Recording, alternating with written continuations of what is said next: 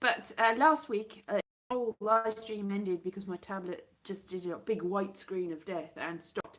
And so I was going to buy a new tablet, but then my brother had said that it just needed a battery replacement and that you could get one online. So I ordered one with a little kit and I fixed it. But it started doing it again and I realised there was a connection issue. So yeah, so I prized the back open and stuck it in and now I've got a new tablet more or less. But I just had a little bit of a glitchy problem. There's moths everywhere because I turned this on and I didn't see any way to use the camera and I thought, no, it's broken. And then I realised I wasn't signed in. So yeah, so that's all right. Everything's good. How is everyone? Are you having fun? Is everything good? I don't know what's happening yet. Obviously, Brexit hasn't happened, and whether it'll happen or not, and the European elections are happening, and whether that will happen or not is all a mystery, really. But I was looking in my cupboard, looking at my stockpile of food, going, do I eat it now? Do I save it? Is it going to get even worse? Will by the time I've run out of food, I'll suddenly need the food? I don't know, because does anyone know? But hello anyway, all the people, all the thousands of people that have tuned into my live stream, all the plethora, the millions, the legion, the cacophony of noise. Everyone's so many people clamouring to get here. Everyone in the world. Hello, I've got one. Hello, how are you? Nice to see you. Happy Sunday. So I was just saying about how I fixed my tablet, I think, because it got to about 50% power and it would bling at me. Hello, Bohemian Rhapsody covers. Hello to you. But I'm hoping it's going to be all right now, and it's not going to do that. But as I said, the connection was a bit bad. But I'm feeling quite proud of myself. I felt more proud of myself. Well, I was like, yay, I've done it. And then it didn't work. And then it does again now. So that's good. I've got a Chepso video to come up. I've got to edit that if I'm not too busy. Oh, moths everywhere. And I don't know what else I've got. I've got videos from like September that I haven't finished doing yet. I've got ones of the National Museum of Wales. Potentially 3 just from the National Museum of Wales, because I was going to do a poetry one and one with all the dinosaurs and rocks and things. But it might just end up, because I haven't done any of them, that I not do any of them because I haven't. But one of them was going to be me looking around and talking about the paintings and 2-part poem. But I didn't do it because I'm just that resourceful and motivated. So motivated. So yeah, I am going to Edinburgh, like I said, and I've booked one day, specifically one day, where I'm going to be at the cinema room. So I will do an audio-visual one, which I will prepare for properly, but I don't know what I'm going to do the show on yet. And then the other shows are subject to when I can get them. So I'm just going to go up there and see what I can do. And the show will be very much based on what people want from that show on that day. So if they want me to do one of the shows that I've already got prepared, I'll do that. If they want me to just do any show that they were expecting because they've wandered in off the street and thought it was something else, then I will do that. And that is my show. But yes, Bohemian Rhapsody covers. It's just you and me at the moment. It could be anyone. Wash my hair. It's gone all curly. My hair has gone more curly as I've got older. I'm going to say that it's my tiny Melanesian heritage. Tiny bit that took away from my last update of Ancestry, but it's still there really. Yes, I do like Edinburgh. I love Edinburgh. Edinburgh is lovely. Edinburgh, I've probably been there for over a year if you count up all the days that I've been there in my life. So it's almost as if I live in Edinburgh, but I don't. It's just an August thing. It's just a little bit on September and a little bit in July I've been there. But it is hilly, but it's good hilly. It's up and down hilly, and it's not mountainous. Like, I'm used to mountainous. I'm a valley dweller. Like, where I've always lived, it's been at the bottom of a very deep valley, and the mountains go up and up and up, and you can't see the top from the bottom. It's like life, really. If you're at the bottom, you just really don't know how high it goes up until you get there, and you go, oh, I'm missing so much, and I never knew. It's just like modern society, isn't it? And the 1%, yes. Anyway, so did you see my walking video with my young nephews and their friend, and we went up a mountain, and I'm still finding rocks in my bag. I brought my bag home, and I'm just like, oh, another one. Quite a few rocks, lots of bits of coal and fossily things. Not fossily things. It's like there's a bit that looks like part of a tree from millions of years ago. So yeah, so that's nice. But yeah, I do like Edinburgh. I really like Edinburgh. Although I usually feel Edinburgh flu-y when I go up there. As soon as I get up there, I feel ill for 3 weeks. Yay! So then it feels all the better, all the much better when you suddenly don't feel ill again because you come home. No, I don't feel ill the whole time. I'm usually alright by the first. Seen Avengers yet, so don't spoil it for me, but I am planning to see it at some point if I can get around to it, but it's quite expensive. The cinema seems to have gone up from the last time I went. Rocks, I love rocks. I really love rocks and minerals too. Minerals and rocks and minerals. Crystals and rocks. And I don't like crystals because they're all mysticky. I just like them because I like rocks generally. Because I could do... they're pretty. They're very pretty rocks. And I'm sure they're powerful in a mystic way. Probably. Well, you put quartz in a watch. I'm sure that... Why do you put quartz in a watch? Is it actually good for helping to power things? Or is it just something that they do just for fun? I'm not really sure about that. Probably should find out, really, shouldn't I? Yeah, I do like rocks. I like all sorts of rocks. You give me a rock, I'll go, great rock. Lubrication, yes. Yes! It's a bit hard for that, but all right then. Yes. And what?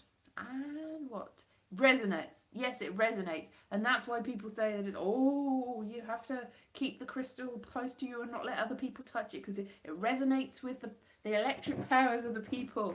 And the thing is, people have got electric impulses. So when people claim to see auras, that maybe they've got funny eyes or something. Or maybe they can see something that the rest of us can't. Who knows? I'm not going to poo-poo that. I'm not going to poo-poo anything that people believe. If they think that that's true, then that's true. Even if it's not. But it might be. You don't know, do you? That's it. You can't prove something that's unprovable because it's subjective and everybody's experience of the world is different. Like colours. You don't see colours the same way at all as other people. So when people go, that's not that colour, that's that colour, you can argue forever about what colour something is, but if you're not seeing it through the other person's eyes, you're never actually going to know. It's just how you perceive the world. It's not really profound, that's just true. Maybe they have cataracts, exactly. And if they have cataracts, then it's going to be different looking to them, isn't it? And you can't say, oh, well, that's not how it looks. Because actually, it's all an illusion. Nothing that you see in this world is how it actually is. There's people that say it's all flat, and we're just perceiving the 3D-ness of it. There's people that say that we're living on different planes. Wavelength of light is measurable, yes it is, but colours aren't measurable. You can't, perception of that colour isn't measurable. You can go, oh, that's what scientifically it is, but that's not how people see things. You can't ever see through people's eyes. It's like when they say you can't die in dreams. Well, some people can. You can't see colour in dreams. Well, most people can. Other people can't. Ooh, loads of things that you can't read in dreams, apparently. But I can read in dreams, so just because you can't doesn't mean other people can't. I've read in dreams loads of times. Yeah, so just badly read. I've read some French in one once, and I woke up and I wrote it down, and I was like, what does that mean? Something about birds flying in the sky. Wazzle. My French is coming along all right. I bought this from a bookshop the other day. You can't see it because it's backwards. Histoire choisie. My accent's no good, but Le Nouveau Salomon. Okay, so it's little choice extracts from 1899 that they thought it's quite interesting though. I was reading the beginning and it says It says, the literary extracts of which this volume is the second of a series are compiled with a view of familiarising the student with the names of some of the most important French prose writers. And then it goes on to say, where did it say? Oh, there was an interesting bit that I can't even find now. That's not the interesting bit. There was a bit about... That's interesting. Oh yes, here it is. French literature is, as a rule, tainted with immorality. It is undeniable that in France, as elsewhere, there are writers of fictions who cater for vulgar and depraved tastes, but such writers are not among those many authors of sterling merit from whose work the following passages have been culled. Well, that's a terrible shame, isn't it? Because I don't get to see the dirty things and the shocking things, the filth that they didn't put in this book, because those wily French. So in the Victorian era, they were very, very desperate not to show you the worst, the decadent French people.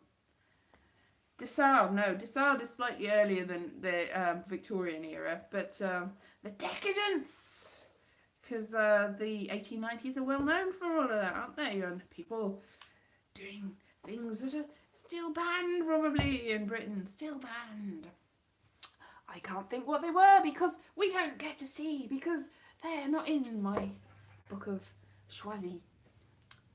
Histoire. All things that aren't at all vulgar.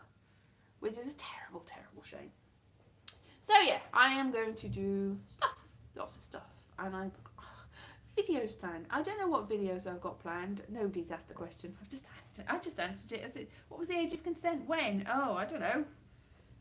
10? Who knows? I don't bloody know. The past is a very mysterious, terrible place, isn't it? It's not the same as now. Not the same as now. Like in the Middle Ages, people would marry when they were about 2 years old. They would marry from, oh, I've just had a baby. That can get married to another baby. They probably won't meet for another 20 years, but they can be married. That's, things change, don't they? Thank goodness, yes. But I still would like to see the vulgar things that I can't see in my book. And it's in French as well, so I can't understand it. I can understand a bit of it. Let's have a little look. Let's, sauve-toi, mon enfant. Oh. Tu me reviens, tu as raison, c'est la mort. Dead, horreur, malédiction, sauve-toi, save me. Oh, wow. Not vulgar, but it is deathly. Yes, fair enough. Ooh. I don't know what that's about. I haven't read it all. Could be about anything, but I think it's about somebody being saved and the horror of the whole thing. Yeah, and I don't know about Welsh as well. You know how it's weird, right? I just mystery. Language is a mystery. Languages are completely mysterious. Like, you just learn them. The language that you learn from birth, if it's more than one, you just learn them and you know them and you go, that's easy. But then if you're trying to learn them later on, it's like, how? Like everything. Why is everything so difficult to learn? Like music and writing and dancing. Why is it so difficult to learn? You don't notice you're learning it when you're younger, do you? You just learn it and then you know it, and then sometimes you're good at it and sometimes you're not, but usually you're all right at things that you learn from an early age. Oh yes, I saw one episode of that. It was quite interesting. Yes, I was expecting a sort of on the buses type thing, and that's not what it was at all, was it? Toby Jones, yeah, Toby Jones. Is that, how many episodes were that? Life expectancy was different, and I'm going back onto, because I can't see what the, oh yeah, if you tap the screen you can see things. My screen is burning out. Oh, I see. Oh yeah, I used to have a laptop. This is well back. I used to have a laptop that had dead spots in it from the moment I got it, and I had it. It was like, no, it's so disappointing. There's dead spots in it. It's like, don't make such a fuss. So yeah, that's terrible, isn't it? So I haven't caught up on Line of Duty. So there's another one in about half an hour, 20 minutes, and I haven't seen last week's yet, so I'm going to have to save it. Watch something else instead. That's good. That's the good thing about catch-up TV. You don't have to be tied down by whatever time it's on the television. And Game of Thrones, woo, do do do do do, Peter Dinklage. Yeah. So I'm going to see that. Probably not in the middle of the night. It's a bit extreme, staying up to watch Game of Thrones. So I don't even know whether I'm working tomorrow, because I'm in that stage where I don't know whether I'm working until I wake up and they ask me whether I'm going to work. So I've got work in the evening, but I don't know.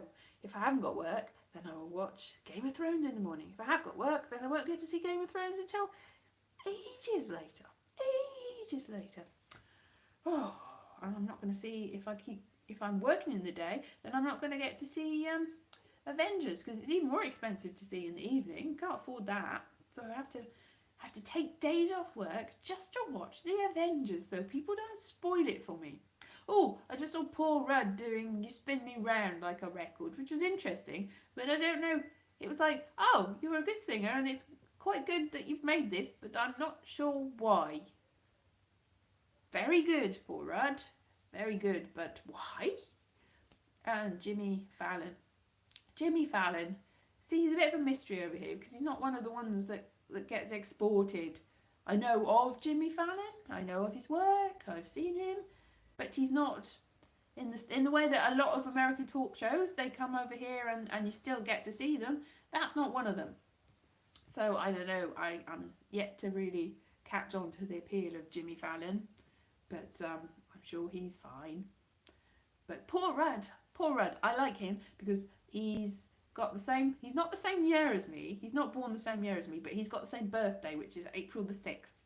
So I've taken note of his career because he's an Aries. Not that I believe in astrology, but he's got an April the 6th birthday, just like me.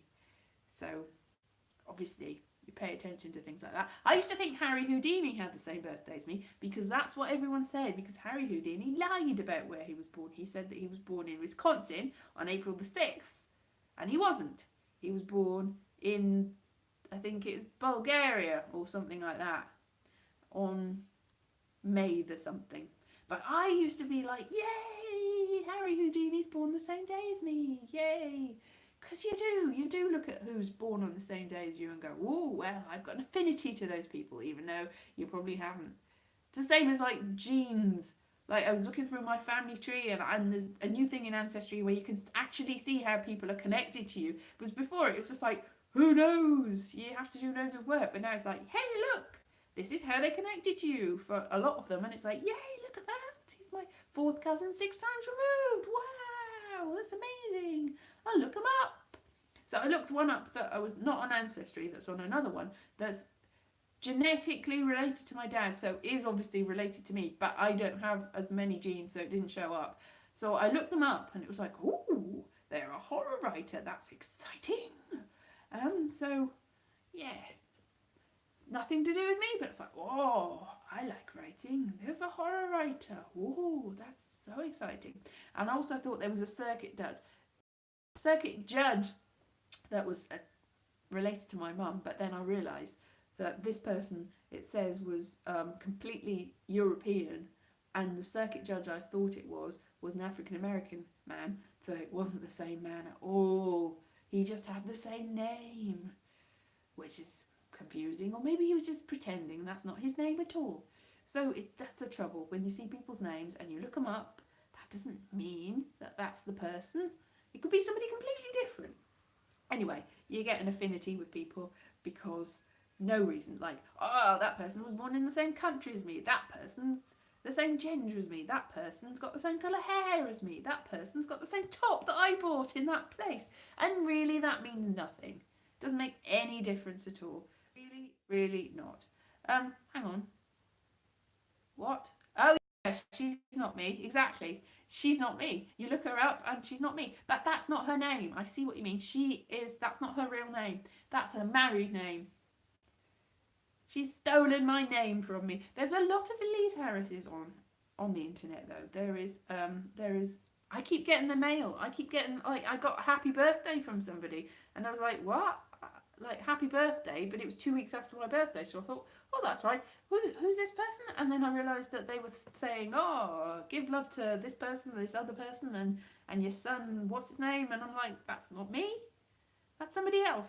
So I sent a little polite message back saying, you probably should contact your grandchildren on a different email address because it's not me. And there's also somebody that is the editor of a magazine, but I was the editor of a magazine, but she's a different editor of a different magazine, and I think she's got more or less the same birthday as me. Seems that all of these people have. And there's a wedding planner, a dog breeder, an Australian city planner.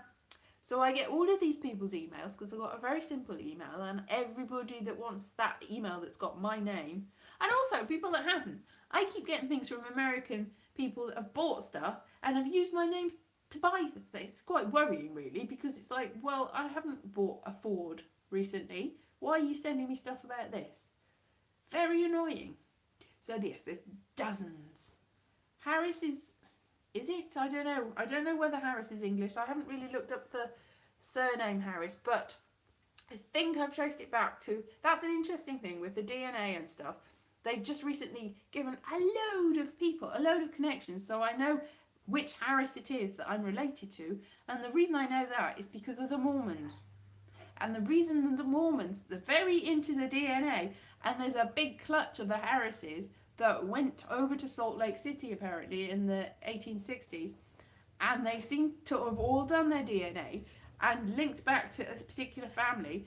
And then so my branch of the family's got like 4 connections, and then their branch of the family's got 1,000,000 connections, because every single one of them's done a DNA test. What they called Thomas Eagles Harris or something. And he was born on a ship on the way to America, and his whole entire family went there. No, I'm not related to Rolf, thank goodness. I used to think, oh, that was good, because I did like 2 little boys, but so does he. No, he doesn't, because he liked the girls. No, anyway. Hello. So London's okay. London's okay. Yeah, I have to be careful what you say about people, don't you? I mean, he's in prison, so whatever. I don't think he'll get in trouble. Maybe you can. Don't say bad things about people ever, though, because you never know what their circumstances are. Always say lovely, positive things. That's probably best. Well, okay. Oh yeah.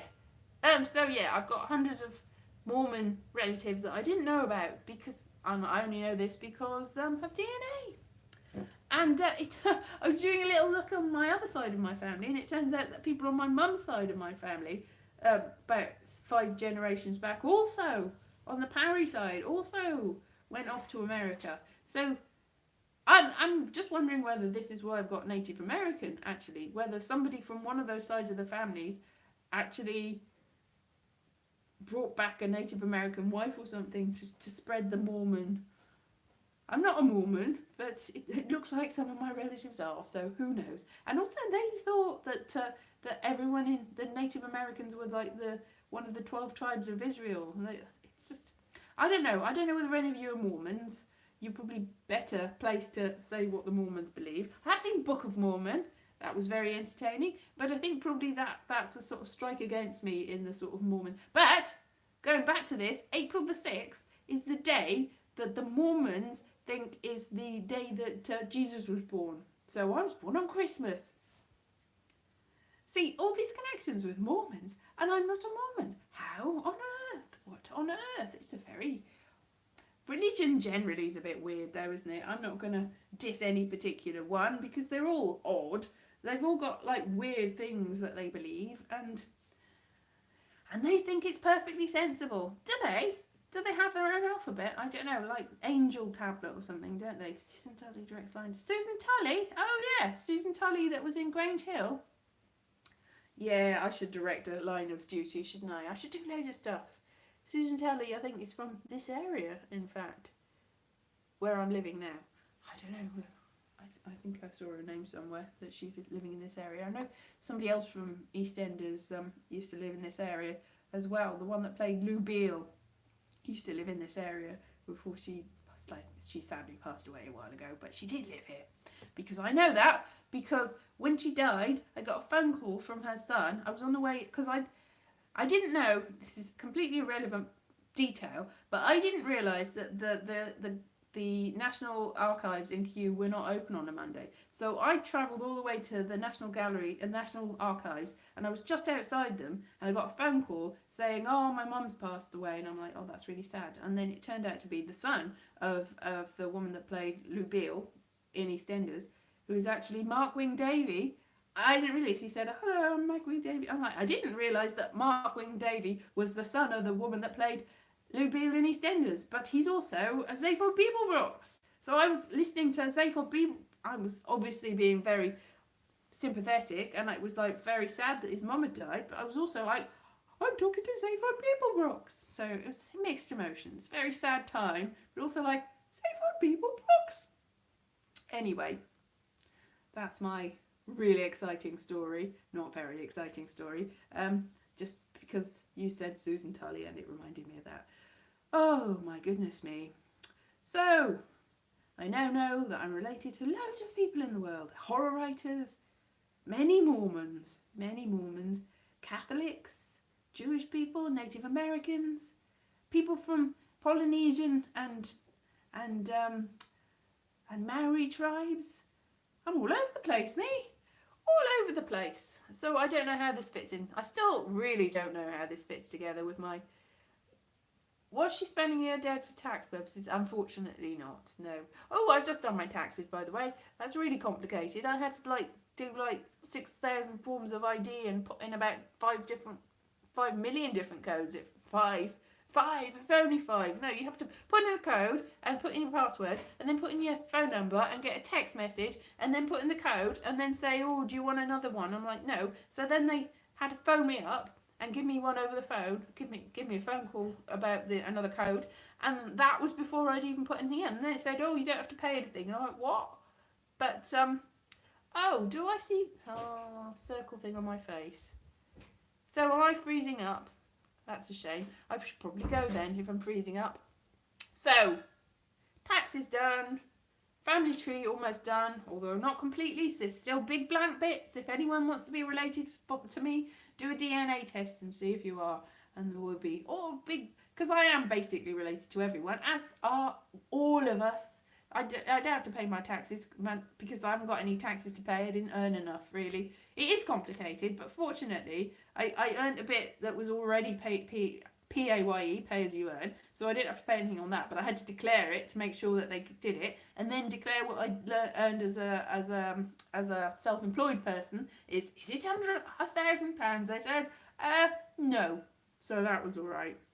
So I haven't really earned enough to pay any tax, unfortunately. It's an aim, an ambition. Like, did I tell you about this when I was working in a school? I haven't, no, because I was working in a school and some students said, have you got any ambitions, any aspirations? What do you aim to do? What's your big thing? I probably have said this actually, and I said, well, not dying. That's my big aspiration now. Which, as you get older, is really all you can hope for, isn't it? Yeah, I was just looking up all the actors that haven't aged over the years, and realised that a lot of them that I thought were a lot older than me are that much older than me. And I've probably missed my chance. I used to go, oh, well, Betty Davis was only this age when she did this, and I'm not that old, and la la la. But I am. So there you go. Too late. It's too late. Like, I'd rather be famous and rich now than after I'm dead. Like, all the people like, I mean, who'd want to be, even though he was a great painter, who really would want to be Vincent Van Gogh? You wouldn't, would you? Vincent Van Gogh, if you're an American. You wouldn't, because it was misery while he was here and he didn't really get to enjoy it. And also Emily Dickinson, is that her name? Yeah, she wouldn't. That sounds like a model's name, so I'm getting her confused with somebody else. Who'd want to be her? She had a bit of a miserable life. She put all her poems in a box, and then people knew the poems after she was dead. It's like, ugh. And Shakespeare probably didn't, he wasn't that famous when he was alive. He was all right. At least Jane Austen, even though she died fairly young and probably was in horrible pain when she died, I don't know, but she might have been. At least she had the luck and the just this tiny little window of, oh, at least the prince read my book. They all like that. So yeah. So that's worse even, really, that I mean, if you're dead, you don't care. I mean, you might never ever get remembered by posterity, but if you're dead, do you really care? But I would rather, really, it'd be nice to be remembered in thousands of years' time, but it would be nicer to be remembered while you're still alive, really, as well, and you get to enjoy it. Anyway, that's been me. I'll let you get on to see Line of Duty if you want to see that. Although you can watch it on catch up, you don't need to be chained to live TV. You can watch things where, see, this is a live stream. You can watch this all the time, forever. This is my message to posterity. This is my Vincent Van Gogh moment. 6 people. Thousands there'll be soon. Thousands. Anyway, see you soon.